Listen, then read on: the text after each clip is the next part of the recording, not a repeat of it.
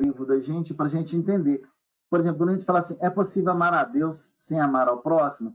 Existe se o próprio Evangelho une esses dois elementos e Deus, numa concepção maior, que a gente já estudou isso várias vezes, numa concepção muito mais ampla, a gente consegue atingir a Deus sem atingir o próximo? A gente começa a fazer outras perguntas, né? E, por exemplo, por que a doutrina de Jesus é toda baseada no amor? Então, quer dizer que possivelmente ele é o elemento mais importante do movimento moral que o Evangelho de Jesus traz para a gente. Então, ele não é só simplesmente o sentimento na condição que nós o conhecemos. Na pergunta 3, qual é o efeito da lei de amor na criatura humana? A gente já viu isso acontecer. Quando a gente olha para um companheiro como Chico, né, um companheiro como Francisco de Assis, Mahatma Gandhi, o que o amor significou na personalidade desses espíritos, né? Qual a finalidade da reencarnação? Se a gente tomar ela como base, a finalidade da reencarnação não seria o aprimoramento do amor dentro de nós, o entendimento da ação, da atitude, do pensamento, de tudo isso conjugado numa diretriz de amor? E o que devemos fazer para nos ajustar à lei de amor? Porque nós trazemos alguns elementos dentro de nós que ainda, na questão vetorial, não apontam para o amor. Eu critico, né? Eu fico com raiva, eu tenho ira, eu me sinto triste, melancólico. Então, o que está acontecendo dentro de mim com esses elementos e de onde eles vêm, que eu não consegui ajustá-los ainda na lei do amor? Né? Como o conhecimento da vida espiritual contribui para a melhoria da humanidade, imortalidade da alma, isso traz uma diferença para nossas vidas, conhecer isso? Porque é necessário combater o egoísmo dentro de nós. Já que a gente está trabalhando o amor, é pedagogicamente muito interessante para nós partirmos do contrário, daquele que lida na direção contrária. E o orgulho e o egoísmo são dois elementos contrários à lei do amor, né? Eles se manifestam em expressões onde eu me coloco diferente do outro, melhor que o outro, que é o orgulho. E aonde eu também, a partir desse orgulho, eu começo a buscar coisas para mim, diferente do meu irmão, no sentido egóico, egoísta. E aí eu começo a me distanciar dessa lei do amor. E podemos dizer que as dificuldades da vida estão vinculadas à falta de caridade, e a gente tem a caridade aqui como o verbo do amor, a expressão, o movimento do amor. A caridade como o movimento do amor. Então não é só a caridade de doar aqui, é a caridade de vida, como opção de vida. E aí vem o 10 que tem a ver com o motivo da reunião de hoje, que é como devemos considerar os criminosos, né? Como é que a gente deve tratar os criminosos? A gente falou tanto de ser irmão lá em cima, né? De amar a Deus, né? Acima de tudo, e amar ao próximo como a si mesmo. E como é que a gente deve amar o criminoso? Como é que a gente direciona amor para ele? A gente vai precisar refletir um pouco para chegar a essas respostas, né? Isso aqui são respostas que resumem esse capítulo. A gente precisa responder. E é interessante essa responsabilidade de fechar um capítulo, gente, é a responsabilidade da gente ter trazido alguma coisa importante para dentro da gente, nisso tudo que foi estudado. Porque é um capítulo do Evangelho segundo o Espiritismo importantíssimo para a gente, que é entender, né, o elemento amor ativo nas nossas vidas e a diferença que ele faz. Nada melhor que a gente buscar nas referências do Evangelho. Ele traz para a gente uma fundamentação, talvez, de um movimento interno que a gente esteja precisando fazer para ser feliz. Porque se nós olhamos para a nossa vida, a gente vê que nem em todos os momentos, às vezes até na maioria deles, nós não estamos construindo felicidade, nós estamos construindo complicações. E aí essa passagem de Mateus, no capítulo 22, versículo 34 a 40, ela é interessante para a gente. Olha o que ela fala para a gente. Os fariseus, tendo sabido que ele tapara a boca dos saduceus, reuniram-se. E um deles, que era doutor da lei, para o tentar, propôs-lhe essa questão. Mestre, qual o mandamento maior da lei? Jesus respondeu: amarás o Senhor teu Deus de todo o teu coração, de toda a tua alma e de todo o teu espírito. Esse é o maior e o primeiro mandamento. E aí é interessante, quando Cristo traz essa proposta para a gente, amar a Deus, a gente está aprendendo a conhecer né, Deus. Nós estamos começando a reconhecer Deus na nossa vida. E aí vem a pergunta, você tem que amar, vem a proposta, né, a propositiva. Você tem que amar a Deus, né, na condicional do teu Criador, do teu Pai. Mas eu estou entendendo ainda o que é Deus. Aí Jesus dá uma dimensão diferente para essa grande diretiva. E aqui tem o segundo, semelhante a esse, amarás o teu próximo como a ti mesmo. Toda a lei e os profetas se acham contidos nesses dois mandamentos. E a gente precisa levar isso muito a sério. Se Jesus falou que toda a lei e os profetas, tanto a lei passada, né, a lei que vem de Moisés, quanto a lei que o Cristo vem trazer, que é a questão da lei do amor, estão contidos nesses dois mandamentos. Então, se eu estou ainda engatinhando na questão da concepção de que é Deus, né, Deus na minha vida, vamos tirar o quê? Vamos tirar o, vamos tirar os artigos, porque Deus é mais amplo que isso. Nós não podemos personificar Deus, nós podemos humanizar Deus, ele é muito mais que isso. Então, eu consigo, através da sua criação, agir para que eu atinja o desejo dele, que é a minha... E olha que interessante, e aí o desejo dele volta para mim, que é a minha felicidade através da administração, a gestão do meu livre-arbítrio. Então, todo esse movimento de me relacionar com aquilo que está à minha volta é que promove esse ajustamento do que eu faço, do que eu sinto, à vontade de Deus para comigo. E eu preciso disso porque eu preciso de paz. E eu preciso disso porque eu preciso ser feliz. E só existe esse caminho para a felicidade. E é muito interessante, né? Quando isso acontece na questão de uma humanidade, né? De um planeta. E a gente tem que perceber isso para que a gente consiga trabalhar dentro da gente. E o trabalho, ele é dentro da gente. A carpintaria moral que a gente precisa trabalhar está dentro do nosso interior. E o mestre ele veio trazer isso para a gente, ele veio reverenciar isso. Jesus veio trazer uma grande novidade para a gente, é que existe, que ele, o Cristo, né, veio trazer para a gente a grande novidade que existe também dentro de nós um Cristo em potencial e que precisa se desenvolver. E aí ele mostra através do seu evangelho isso, começando pelas questões morais. Então, e é uma coisa também muito interessante que traz para a gente, nós vamos ver daqui à frente também, nós vamos aprimorar um pouquinho essa relação que a gente tem. Esse amor para com Deus, ele parte do coração, quer dizer, se movimenta inicialmente no sentimento, e aí ele vai para o processo da alma, de uma vida, relacionado a uma vida. Ele parte para um processo do teu espírito, que aí é a eternidade. Então, ele é uma relação muito profunda. Ele domina o meu hoje e o meu futuro, o meu amanhã. Ele domina o meu sentimento e domina a minha razão também, porque ele chama a minha alma para entender isso. Então, é um entendimento muito amplo. Ele não é simplesmente o sentimento de medo, ele é o sentimento de amor sublime mesmo.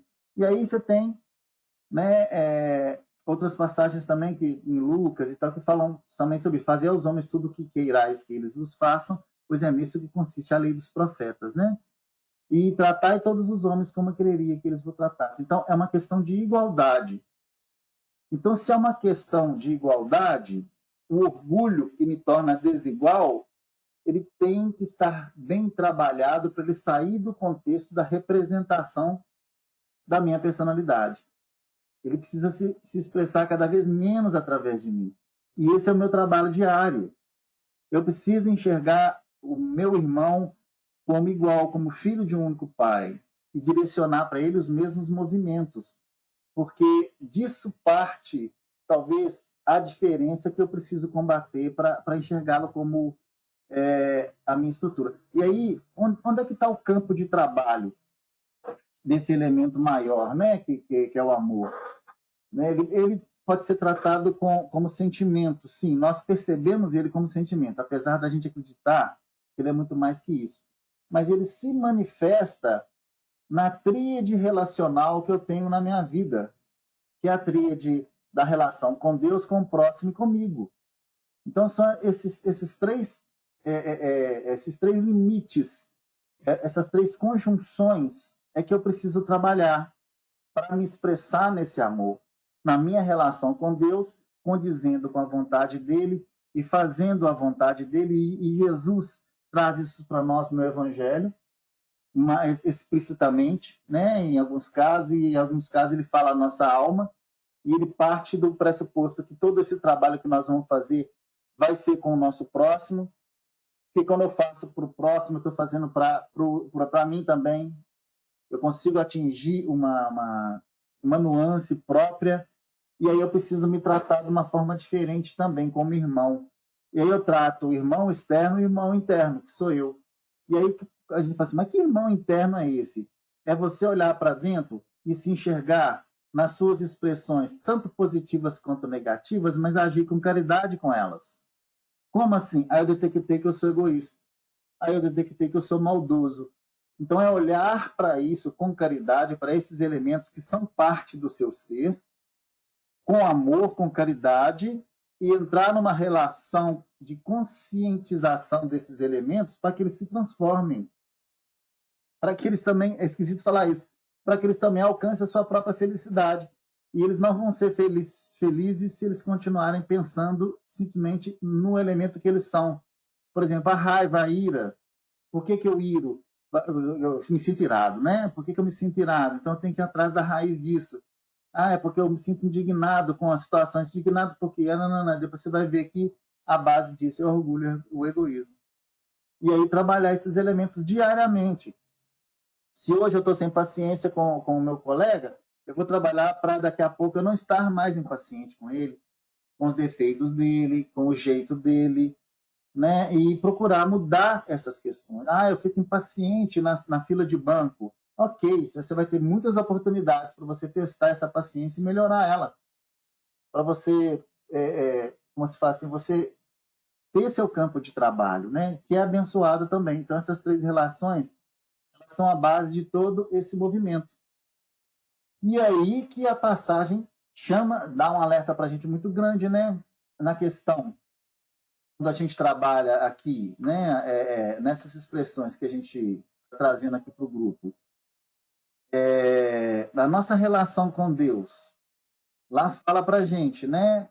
Que ela está no limite, que eu tenho que amar a Deus com o meu sentimento, com as minhas forças e com a minha inteligência. Porque eu preciso amar a Deus com o meu coração, com a força da minha alma e com a inteligência do meu espírito. Então, é uma atitude completa, é um movimento completo. Ela mexe com o meu sentimento, mas mexe com as minhas forças, com as minhas energias, mas mexe com o meu raciocínio também. Toda essa estrutura tem que estar entregue ao entendimento do que Deus representa para mim, né? E aí eu transfiro isso também do meu próximo, que sempre está me observando se eu estou fazendo com ele que eu gostaria que alguém fizesse comigo se eu estivesse passando pelo mesmo processo. E aí nós temos uma diferenciação que Jesus traz para a gente, né, do amai-vos, né? Que ele fala para a gente que aqui nesse caso nós temos que amar ao próximo como a nós mesmos. Mas aqueles que trabalham, eu esqueci de trazer essa referência, depois eu busco para a gente. Aqueles que trabalham na mesma doutrina, na mesma vertente de caridade, na mesma de acreditação que a gente tem que amá-los como Jesus nos ama. Aí que está o grande, os trabalhadores, né? Os que comungam conosco com esse trabalho com Cristo. Nós temos que trabalhar nosso amor como Cristo nos ama, ama a todos. Esse é o desafio. Esse aí é um grande desafio para a gente, né? E é muito interessante trazer isso para a gente discutir, porque a estrutura da lei do amor ela é muito simples. A gente às vezes quer complicar o entendimento, mas ela é muito simples. Os efeitos da lei de amor podem ser observados por todos nós no nosso próprio coração e no coração do outro. Todos temos essa necessidade de fazer germinar esse Cristo interno que existe dentro de nós. Esse amor extremo e potencial ainda existe dentro de nós. E a gente consegue perceber isso, né? Quem traz isso para a gente é Fenelon. O amor é de essência divina, e todos vós, do primeiro ao último, tendes no fundo do coração. Então, potencialmente, a gente guarda isso dentro da nossa essência. A gente só precisa saber trabalhar, né? Saber trabalhar isso. E qual o limite dessa relação com o próximo, né? São os limites que a gente constitui. Eu esqueci de pôr aqui o limite consigo próprio, tá? Antes da família. Mas nós temos a família, a religião, a nação e a humanidade. E aí já tem individualidade ali antes da família. Depois eu conserto isso aqui. Eu preciso aprimorar essas relações todo dia. Ela tem que ser um pouquinho melhor. Em todos esses processos aqui. Eu preciso aprimorar. E aí, gente, tem muito também do movimento do amor, que é a caridade. Né? A família, nesses limites aqui, tem a caridade, tem a humildade, tem a resignação, tem a religião, tem a nação. Todos esses limites, essas inter-relações aqui, elas têm essas expressões de amor como elemento necessário. E aí, a gente trouxe aqui para trabalhar com vocês uma parte que eu achei muito interessante, que eu queria discutir com vocês aqui um pouquinho, que para a gente aprimorar mais esse entendimento do amor, né? A vivência do amor é apenas uma necessidade passageira ou algo que estamos fatalmente destinados? São perguntas óbvias, mas que a gente vai tentar responder de uma forma diferente, tá? No que consiste esse sentimento? Como ele se manifesta? Quais as virtudes a ele vinculado? E do que o amor é capaz, né? E aí a gente percebe que lá na pergunta 938 do Livro dos Espíritos traz para a gente uma coisa, que a vivência do amor é apenas uma necessidade passageira ao que estamos destinados. Lá é que vai ter essa resposta para a gente. Kardec faz essa pergunta.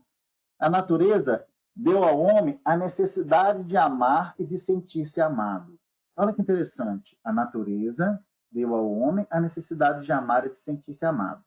Um dos maiores prazeres que lhe sejam concedidos sobre a terra é o de reencontrar corações que se simpatizam com o seu e que lhe dá as premissas de uma felicidade que lhe está reservada no mundo dos espíritos perfeitos, onde tudo é amor e benevolência. Olha que resposta interessante. A gente já sente a necessidade da convivência perfeita no amor. E a gente já tem essas manifestações com as sintonias que nós desenvolvemos nas nossas vidas passadas e nessa vida, e nas sintonias que a gente tem de compatibilidade de sentimentos. É aquele negócio lá, meu espírito, meu guia protetor, meu anjo da guarda, né, bateu com o de fulano. Mais ou menos essas linhas aí que a gente tem. E aí a gente consegue trazer uma tradução disso aí, né? Suas palavras são intrinsecamente associadas das muitas definições do que seja amor. E aí ele traz para a gente, lá o dicionário, sentimento que impele as pessoas para o que lhes se afigura belo, digno ou grandioso. E aí, quando a gente traz belo, digno ou grandioso, a gente traz isso, é muito interessante você trazer isso para o sentimento, e não para a aparência. Olha como é que fica interessante, trazer o belo, digno e grandioso para o sentimento. Né? Olha como é que dá uma conotação diferente para a gente. E se estamos fatalmente destinados à vivência desse sentimento belo, digno e grandioso, porque se assim não fosse, não nos impulsionaria a benevolência em nossas escolhas e atitudes, a fazer o bem, né, gente? A produzir o bem. Torna-se imprescindível o conhecimento de suas várias possibilidades, bem como das virtudes que abarcam esse processo de benevolência. E aí, quando a gente começa a trabalhar a benevolência dentro da gente, a opção da não violência, de não ser violento em tudo que fazemos, não violentar pensamentos, atitudes, não ter a violência de sentimento e extirpar isso da nossa vida, a gente vê que a gente consegue entender mais o manifesto do amor nas relações que a gente viu ali lá atrás, naquela outra transparência, naquele outro slide, né? E como esse sentimento se manifesta? E aí, gente, olha que coisa mais linda do mundo, né? A gente, assim, é uma das passagens que traz para a gente, Paulo traz para a gente uma epístola aos Coríntios, que é o seguinte, a gente fica deslumbrado com isso aqui, né? Porque é um poema, mas a gente tem que segurar um pouquinho esse sentimento e no entendimento. Porque tem muito conhecimento aqui com base no amor. Olha aqui que ele traz para a gente, né? Ainda que eu fale as línguas dos homens e dos anjos, se não tiver amor, serei como bronze que soa, ou como símbolo que retine. Ainda que eu tenha o dom de profetizar e conheça todos os mistérios e toda a ciência, ainda que eu tenha tamanha fé a ponto de transportar montanhas, se não tiver amor, nada serei. Ainda que eu distribua todos os bens entre os pobres e ainda que entre o meu próprio corpo, que entregue ali, meu próprio corpo para ser queimado, se não tiver amor, nada disso se aproveitará. E aí ele traz uma descrição do amor para a gente. O amor é paciente, é benigno, não arde em ciúmes, não se ufana, quer dizer, não infla, não se ensoberbece, não se conduz inconvenientemente, ele é sempre conveniente, não procura os seus interesses, não se exaspera, não se ressente do mal, não se alegra com a justiça, mas regozija-se com a verdade. Tudo sofre, tudo crê, tudo espera, tudo suporta. E aí, quando a gente traz isso aqui, para a gente entender ele com mais profundidade, olha que interessante.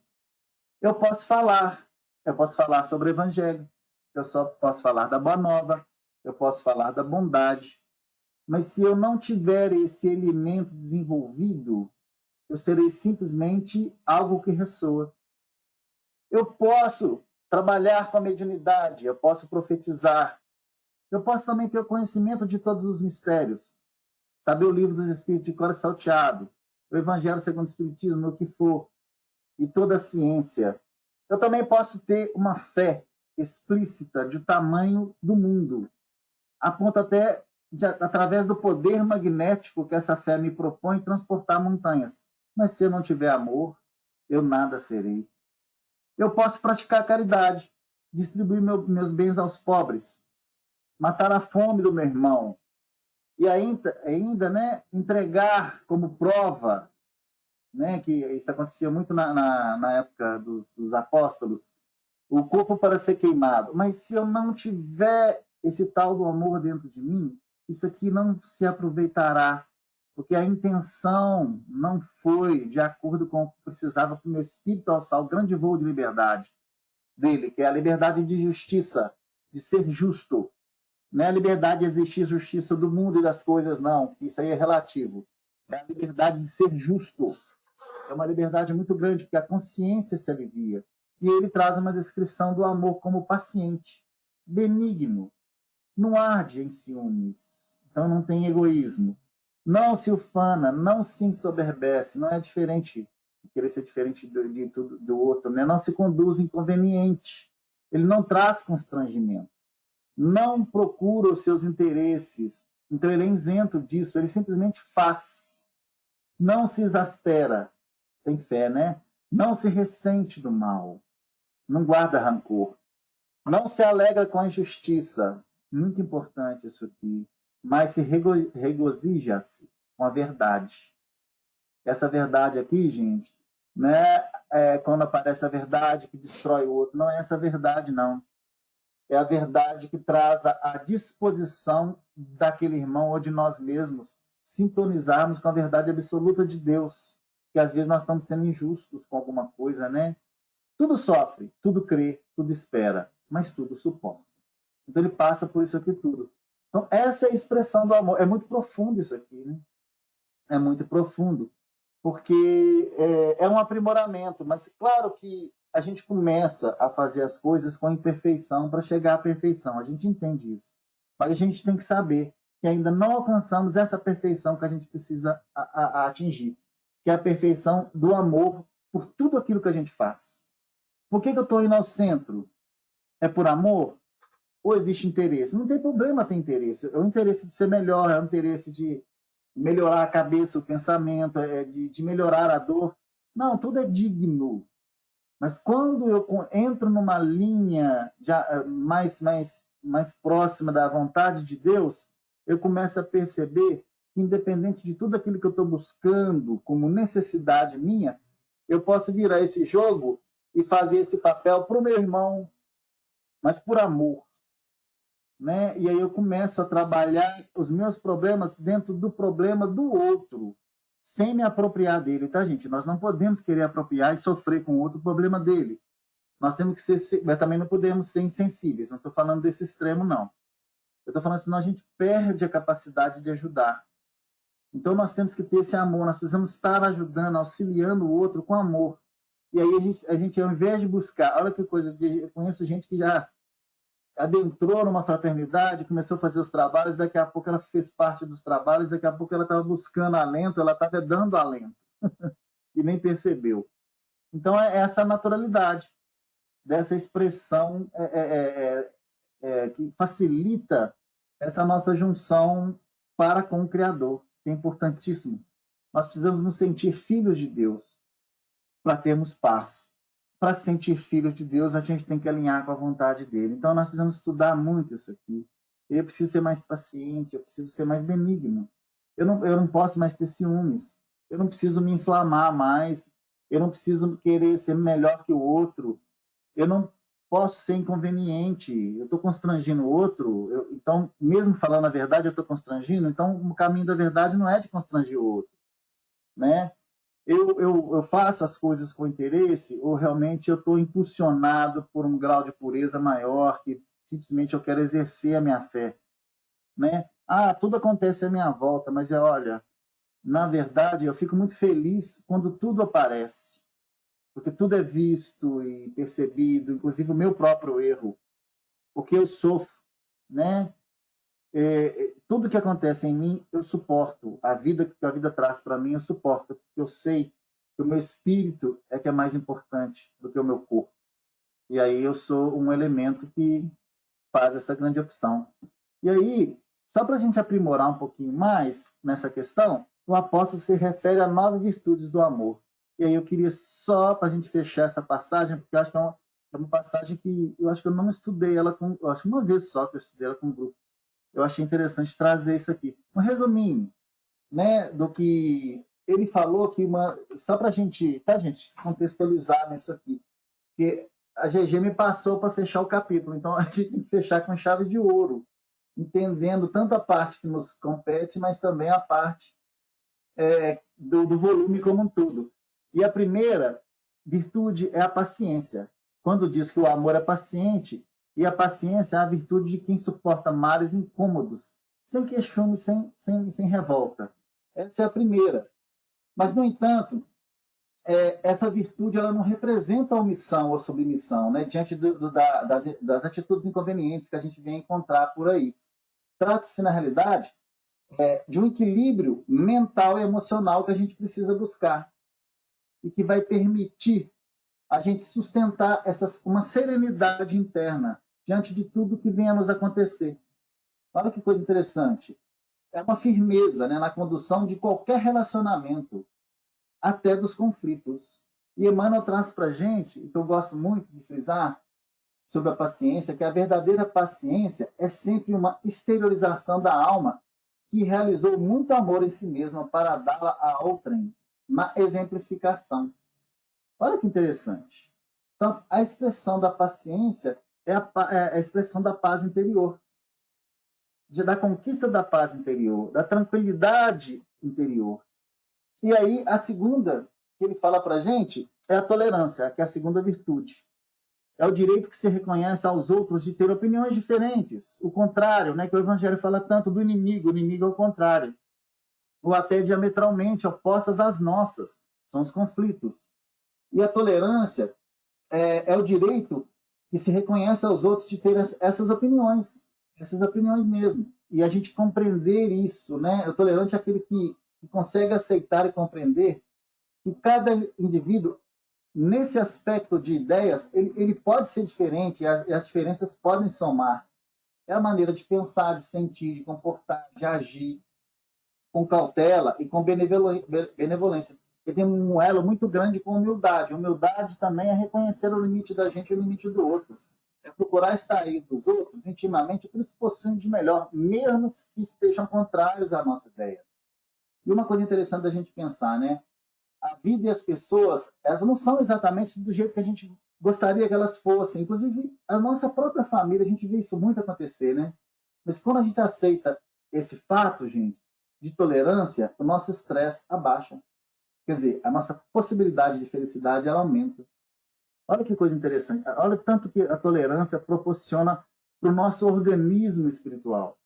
E aí a gente vai para a terceira virtude, que é a benevolência, pois o amor é benigno, né? E a criatura benigna é aquela que se compraz em fazer o próprio bem. Tem afetuosidade, ela é gentil, né? Tem isso nas suas próprias características. E ela satisfaz ao promover a satisfação alheia. Olha que interessante. Ela consegue se sentir satisfeita trabalhando a satisfação do outro. Olha que coisa mais linda isso. O genuíno amor, ele sempre possibilita desejar o melhor para quem quer que seja. Para quem quer que seja. Por isso que a gente vai entrar na nossa passagem daqui a pouquinho, tá? Eu deixei ela para o finalzinho. E se a gente tem que sentir essa possibilidade de desejar o melhor para quem quer que seja, isso é impulsionado a atitudes que caem até no nosso próprio benefício e parte do nosso sentimento. E o Spiriton de Luiz traz para a gente uma frase muito interessante. O verdadeiro amor, para transbordar em benefícios, precisa trabalhar sempre. Então, a benevolência é o elemento que trabalha sempre, está sempre disposto, está sempre na disposição de trabalhar. E a benevolência, ela promove o que nós chamamos de incondicionalidade do amor. Olha que coisa mais interessante. Tudo na passagem de Paulo traz isso para a gente. Essa é, portanto, a sua quarta virtude, porque, de acordo com o apóstolo Paulo, o amor não procura seus interesses. Não procura. É o amor incondicional, por definição. Aquele que a gente busca. Aquele que está fora daquela troca que a gente faz com a gente, faz com o outro, faz com Deus. Ele não tem condições para isso. Ele não entra em processos de chantagem, de cobranças ou de exigências para com o outro, ou nem para comigo mesmo também. Tá? É uma expressão. E aí a gente começa a entender, e Hamed até traz para a gente no livro dele, uma frase também muito bacana a respeito disso. Somos nós mesmos que nos iludimos por querer que as criaturas deem o que não podem e que ajam como imaginamos que devem agir. Nenhum de nós tem o poder de fazer que com a outra pessoa nos ame. Nós não podemos obrigar ninguém a nos amar nem a gostar da gente. Mas temos a possibilidade. Quem escolhe amar somos nós. Eu não posso exigir que ele me ame, mas eu posso amá-lo. Isso é uma opção minha. E eu construo esse amor. Tá? É a opção do amor como construção do amor. Não quer dizer que eu vou amá-lo nessa mesma hora que eu decidir amá-lo, mas quer dizer que eu vou trabalhar para amá-lo. Quem escolhe amar sou eu. Agora, ser amado, não sou eu que escolho, é o outro que escolhe. Então, deixar que isso aconteça, isso aí traz para a gente uma tranquilidade para a gente conseguir levar isso, né? Porque quem ama intensamente, ele consegue construir ou destruir essas barreiras, né? Essas muralhas que a gente cria para a gente. A quinta virtude é maturidade, porque o amor não arde em ciúmes. E quem não tem ciúmes tem maturidade. Né? O ciúme é uma inquietação mental e emocional. E ela ocorre diante de uma possibilidade real na nossa vida, né? De perder algo que não é nosso. Olha que interessante. A gente sente que não é nosso, pelo menos. Às vezes ele é, a gente sente que não é. Justamente no campo afetivo, a gente sente muito isso. Essa questão do ciúme. O ciúmes é querer ter posse de algo que não deveria ser seu. Você deveria estar com. Mas você não deveria sentir que é seu, porque ninguém é de ninguém. Né? E nem a matéria é nossa também. A gente tem ciúme de coisas, né? De animais, etc. Então, o ciúme é uma imaturidade, porque os espíritos seguem caminhos diferentes, mas quando se amam, o elo é eterno. Então, olha que coisa interessante. Essa é a maturidade de quem não tem ciúmes. Né? E no nosso patamar evolutivo, o ciúme, infelizmente, ele é natural. Mas ele é doentio quando se torna excessivo, que traz um desassossego mental e emocional. E isso nos traz muitos problemas com relação a isso, né? Muitos problemas. Então, a gente tomar muito cuidado quando a gente trabalha alguns conceitos. É meu filho. Opa, é meu marido, é minha esposa, é minha namorada, é meu cachorro. Até isso, né? Olha que interessante. Até isso a gente tem que prestar um pouco de atenção, né? Se a gente está conduzindo da maneira mais correta para as nossas vidas. Deixa eu pegar o próximo aqui para a gente. A sexta virtude, né? Agora, só para terminar um pouquinho sobre a questão do ciúme, essa visão possessiva, trabalha em nós a questão muito séria das neuroses. É uma doença, nos impede de crescer. Viver com o ciumento significa, na verdade, se tolir, né, de muita coisa da vida, baseia-se na nossa insegurança de não ser amado, de não ter reciprocidade naquilo que a gente oferta para o outro, que às vezes é poluído também, a gente acha que é amor, mas não é, posse, né? E aí uma das expressões piores do ciúme é a desconfiança, que aí já começa a virar uma neurose. Eu estou falando, tá cheio de psicólogo aqui, não posso falar coisa errada, não. Tá? Então, por isso que ela é tão séria, ela leva a um descontrole muito grande. A sexta virtude é o respeito, porque o amor não se conduz inconveniente, ele não é inconveniente, olha que coisa interessante, porque aí falta respeito. E às vezes no tumulto das nossas emoções, naquele torvelinho, a gente quer expressar alguma coisa, quer fazer alguma coisa, nós agimos inadequadamente e não fazemos o uso do nosso bom senso, do equilíbrio, do respeito nas relações que nós temos. Nós esquecemos que a nossa liberdade ela termina onde começa do outro, que é o limite, inclusive, da humildade, né? E em nome do amor, a gente não tem direito a ultrapassar esses limites, porque aí a gente torna inconveniente, né? E aí tem uma coisa também que a gente traz, que Hamed fala para a gente, ter limites é o ato de concretizar nossos sentimentos e pensar sem subtrair o direito dos outros, ou seja, é escolher atividades e tomar atitudes com respeito pelas pessoas e por nós mesmos. Indivíduos descontrolados não possuem limites, não respeitam as possibilidades, tampouco a individualidade dos outros, invadem de forma constante nossa privacidade e transgridem os nossos territórios emocionais, acreditando estar no direito de fazer isso, né? Então, assim, a questão do respeito mesmo, do reconhecimento desse limite. A sétima, que Paulo fala para a gente, é a capacidade de perdoar, porque o amor não se ressente do mal. E a gente já trabalhou isso muito no grupo, né? Que no nosso patamar evolutivo, a capacidade de perdoar é importante demais, porque a gente se sente ofendido por muitas coisas. E às vezes por muito poucas coisas também, coisas pequenas. Então, quando a gente se sente ofendido, a gente automaticamente tem que ter o poder de startar o perdão, né? Em diversas situações, porque senão a gente começa a trabalhar um outro elemento que é pior do que o ficar magoado, né? Que é o rancor. E aí ele começa a ter um enraizamento dentro de nós. É que a gente não está errado em sentir as emoções, gente. A gente, às vezes, está errado em não saber trabalhar com elas. Às vezes, nós vamos sentir ofendido. Mas fazer essa ofensa, deixar que ela vire mágoa, deixar que ela vire rancor, aí é inexperiência, aí é falta de trato com seus próprios sentimentos. Nós, como né, discípulos de Jesus, a gente não poderia estar permitindo que isso acontecesse conosco, porque a gente vai ocupar a nossa mente num ciclo fechado e vai deixar de exercer a liberdade de ser do bem, a liberdade de fazer o bem, porque a gente não vai conseguir pensar em outra coisa, ele ocupa a vida da gente, né?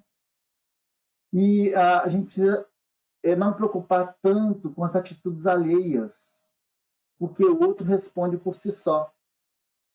Né? Os aspectos negativos do meu irmão são desafios para mim. E se eles estão sendo explicitados na minha vida, é porque eu tenho que exercitar algumas coisas para ser melhor. Não é a esmo que elas chegam. E aí a gente precisa pensar muito nisso. E a oitava virtude é a lealdade, né? Pois o amor não se alegra com a injustiça, mas regozija, é uma palavra difícil de falar, regozija-se com a verdade. É a lealdade com aquilo que a gente acredita, né? A pessoa leal, ela é ética, né? E com tudo que ela sente, com tudo que ela pensa, com tudo que ela faz, com as suas atitudes. Ela está sempre alicerçada pela honestidade, é a base dela, é a sinceridade, né? E, acima de tudo, a fidelidade naquilo que ela acredita. Ela é fiel. É aquele, tipo aquele ditado que a gente fala, viva de forma que, quando pensarem em justiça e integridade, pense em você. Essa é a representação porque a gente tem de representar um pouco parte do evangelho para as pessoas. Que as pessoas pensem na gente toda vez que lembrarem de justiça e integridade. Nossa, fulano, me lembrou fulano, né? E porque lá ele falou também do fanar-se, né? Que é ensoberbar-se, né? Significa orgulho, vaidade conjunta, totalmente contrário à humildade. E a última dela que é a que alicerça todas as outras, que é a nona virtude, a humildade, porque ele não se ufana, nem se soberbece, né? Ele não se sente envaidecido, porque não precisa, porque nós somos tão pequeninos ainda, nós somos menores que um grão de areia no deserto, na representação da centelha divina que existe dentro de nós. Nós somos muito pequenos, nós precisamos desenvolver essa luz interna. E é muito interessante que a gente, quando a gente fecha aqui essas 9 virtudes que Paulo traz para a gente consegue oferecer uma síntese, né, do fechamento dele. Tudo sofre, tudo crê, tudo espera, tudo suporta. Então é uma maneira real de viver, é uma proposta real de vida, né? Essa passagem era uma proposta muito importante para nós. E são essas características, né, que a gente precisa desenvolver. São as questões morais. E aí a gente consegue entender a passagem que alicerça. Gente, desculpa o texto, mas é como se estivesse lendo o Evangelho, tá? Sinta-se como se a gente estivesse abrindo o Evangelho. Eu trouxe a passagem como um todo para trazer alguma coisa para a gente, que é a passagem dos 10 mil talentos. Agora, eu fui atrás de uma pesquisa para descobrir quanto que vale 10 mil talentos. Eu levei um susto. Esses 10 mil talentos, ele está sendo comparado a 100 dinheiros aqui embaixo, tá vendo? 10 mil talentos é muito, muito, muito dinheiro na época, e é muito dinheiro hoje. Você tem os talentos, que são as moedas, né, de prata e de ouro. E se a gente for trabalhar, por exemplo, a de prata, se a gente for entender, por exemplo, e a gente for hoje, por exemplo, uma moeda daquela época, a de prata, né, que é o talento de prata, ele vale no mercado quase 4 mil dólares, um talento. Aqui nós estamos falando de 10 mil. E um talento de ouro valeria 229 mil dólares hoje. Naquela época também já valia muito. Ah, eu não trouxe da época, porque só para a gente ter uma noção do que significa isso. E olha só, o reino dos céus é comparado a um rei que quis tomar conta dos seus servidores. Tendo começado a fazê-lo, apresentaram-lhe um que lhe devia 10 mil talentos. Mas como não tinha meio de pagar, mandou seu senhor que vendesse ele a mulher, seus filhos e tudo que pertencesse para o pagamento da dívida. O servidor, lançando-lhe aos seus pés, o conjurava, dizendo: Senhor, tenha um pouco de paciência, eu te pagarei tudo. Então o senhor, tocado de compaixão, deixou ir e lhe perdoou a dívida. Perdoou a dívida, gente. Você não precisa pagar. Esse servidor, porém, ao sair, encontrando um de seus companheiros que lhe devia 100 dinheiros, o segurou pela goela e quase estrangulou. Dizia: paga o que me deves. Olha só, 100 dinheiros. Nem se compara aos 10 mil talentos. Tenha um pouco de paciência e te pagarei tudo. Mas o outro não quis escutá-lo. Foi-se e o mandou prender, para tê-lo preso até pagar o que lhe devia. Os outros servidores, tem uma simbologia muito grande aqui nessa passagem, tá, gente? Nós não vamos entrar nesse detalhe hoje, não. Eu queria só guardar a reação aqui, porque tem a ver com o assunto de hoje. E os outros servidores, seus companheiros, vendo o que se passava, foram extremamente aflitos e informaram ao Senhor de tudo que acontecera. Então o Senhor, tendo mandado vir à sua presença aquele servidor, lhe disse: Mau servo, eu te havia perdoado tudo que me devias, porque me pedistes. Não estava desde então no dever de também ter piedade do seu companheiro, como eu tivera de ti? E o Senhor, tomado de cólera, o entregou aos verdugos, para que tivessem até que ele pagasse tudo que devia. É assim que meu Pai, que está no céu, vos trata. Se não perdoardes do fundo do coração as faltas do vosso irmão, houvesse cometido contra vós, né? É isso que vai nos acontecer. E aí os verdugos a gente pode entender como consciência, e aí é como a vida nos trata, de certa forma. É como a vida ela nos referencia para isso. E aí a gente consegue entender, para a gente já fechar a passagem de hoje, que fala justamente sobre isso. Se um homem estiver em perigo, né, e aí, para salvá-lo, nós precisássemos arriscar a nossa vida. Gente, a gente fez todo o estudo sobre amor para a gente já saber conduzir esse texto. Tá? Sabe-se, porém, que aquele é um malfeitor e que, se for salvo, poderá cometer novos crimes. Apesar disso, devemos arriscar-nos para salvá-lo? Essa resposta foi obtida na Sociedade Espírita de Paris em 7 de fevereiro de 1862, tá? Pelo médium Didier. A senhora, uma senhora. Não, senhor, desculpa, Armand. Depois eu vou pegar o nome dele completo. É uma questão, né? Os espíritos trazem, é uma questão muito grave. Lamennais, né, que é um filósofo, físico da época em Paris, um espírito daquela época, né, já desencarnado, é claro, né, gente? Que aqui é o espírito que responde. Ele que responde isso aqui. Eis uma questão muito grave, que você pode apresentar naturalmente ao espírito. Responderei de acordo com o meu adiantamento moral, pois que se trata de saber se deve se expor a vida mesmo por um malfeitor. Aí ele explica uma coisa muito séria. A dedicação é cega. A gente socorre um inimigo pessoal, logo deve socorrer o inimigo da sociedade. Isso é um malfeitor. Credes, então, que é só a morte que a gente subtrai aquele infeliz? Quer dizer, desejar até que o malfeitor seja morto, né? Talvez seja a sua vida passada inteirinha. Pensai nisso. Nesses rápidos instantes que se subtraem, os últimos minutos da vida, o homem perdido revê sua vida passada, ou antes, ela se ergue à sua frente. Talvez a morte chegue muito cedo para ele, e a reencarnação talvez seja terrível. Atira-vos, pois, homens esclarecidos pela ciência espírita. Atirai-vos, arrancai de sua danação, e talvez, então, aquele homem que talvez morresse blasfemando contra vós, se lance em vossos braços. Contudo, não perguntais se o fará ou não. Lançai-vos, porque salvando obedecerei à voz do seu coração. Tu podes salvá-lo, salva-o. Uma coisa também que a gente aprende muito é que muitas vezes a racionalidade que existe em nós atrapalha o sentimento. Nós temos o ímpeto de fazer, mas o racional vem e fala, não, não faz não, você tem que trabalhar amanhã, não vai na casa de fulano ajudar não, você vai depois acordar tarde. O racional, então tem coisa, gente, que a gente tem que atender o chamado do nosso coração. Senão a gente polui os sentimentos mais nobres que podem emanar daquele de bom que a gente tem dentro da gente. E aqui o Espírito fala muito interessante, nós não devíamos estar nem perguntando se ele é criminoso ou não. Nós não precisávamos chegar nesse ponto. A gente tem que chegar no ponto e falar assim, eu tenho condição de fazer o bem, ponto final. Né? É minha responsabilidade fazer o bem, ponto final. Então, é a espontaneidade. É uma defesa da espontaneidade, do bem que nós precisamos desenvolver na nossa vida. A espontaneidade de ajudar, a espontaneidade de... Porque se fosse uma pessoa amada nossa, independente de a gente precisar sair, independente se nós estamos em reclusão ou não, se é um filho que está doente, a gente sai e vai. Porque o amor nos impulsiona. E o amor, nesse caso, ele sobrepõe o racional. Ah, mas vou correr risco. Vai correr risco.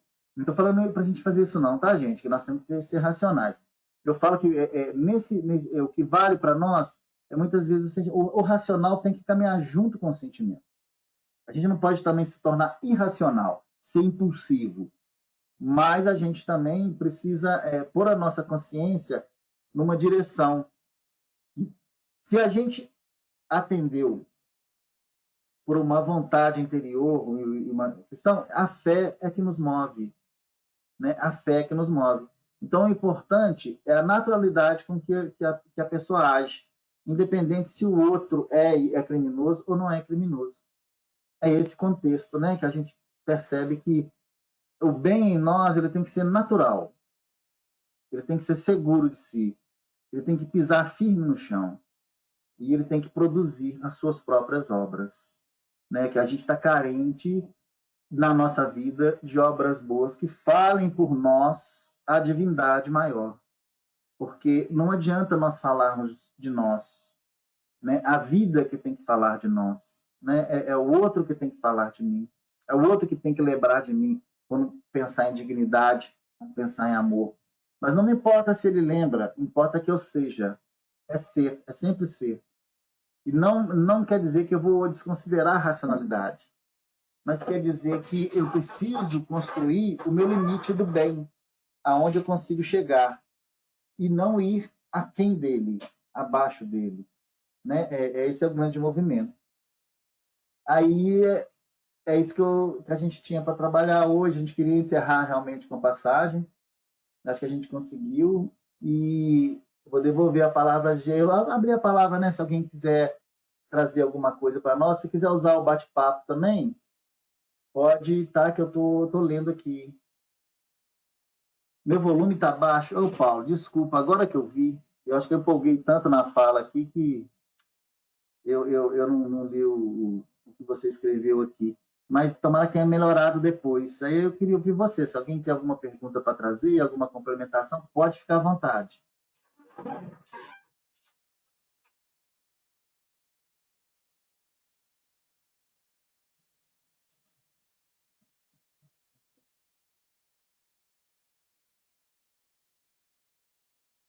Vocês estão me ouvindo?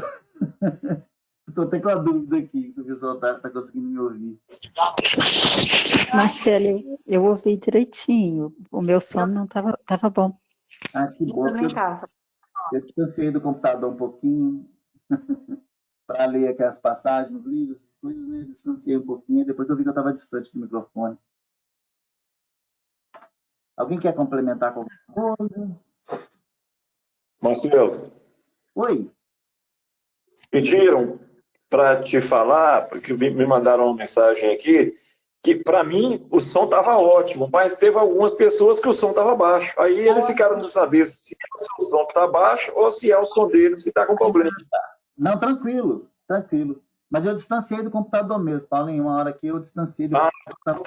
Então é porque me pediram para falar com você, mas no meio da palestra não dá para interferir, né? Então, para as próximas, se quiser. Então tá.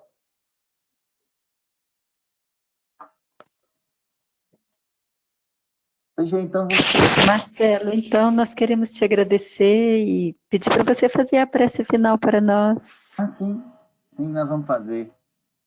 Né? Então, agradecer a oportunidade nos concedida, né, de falar um pouco de evangelho. Acho que a gente trouxe muito evangelho hoje, a gente fica muito feliz quando a gente consegue fazer referências de Jesus para a gente. Pedindo a espiritualidade que nos auxilie a ter a tranquilidade, a ter a paz interior e a ter a disposição de ser instrumento do bem onde quer que estejamos e na situação que a vida nos propõe, né, dos desafios, e que a paz e a tranquilidade interior a gente possa conquistar nessa caminhada e entender e ampliar a nossa consciência para perceber o tanto que nós somos importantes para Deus, porque ele atua em nós, e nos percebermos como instrumento e extensão desse grande movimento dele de amor nos traz a dignidade de uma vida ou de várias vidas.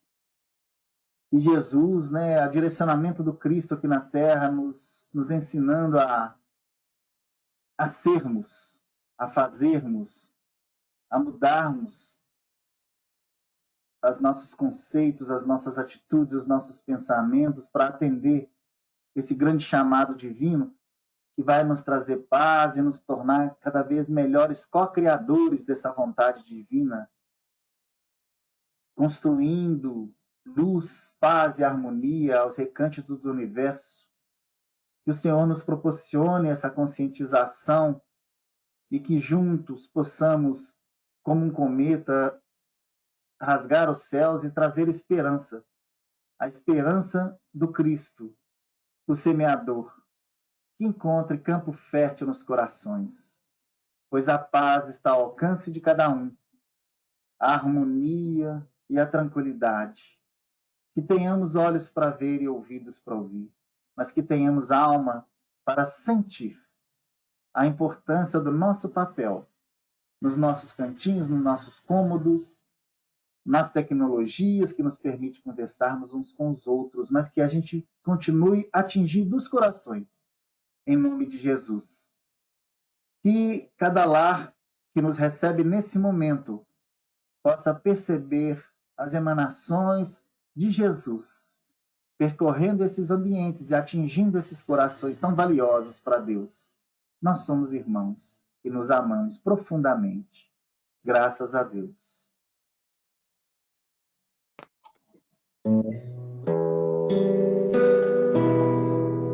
Escuta, meu irmão, esta mensagem que o Mestre envia com amor. É luz iluminando sua romagem pelos caminhos da dor.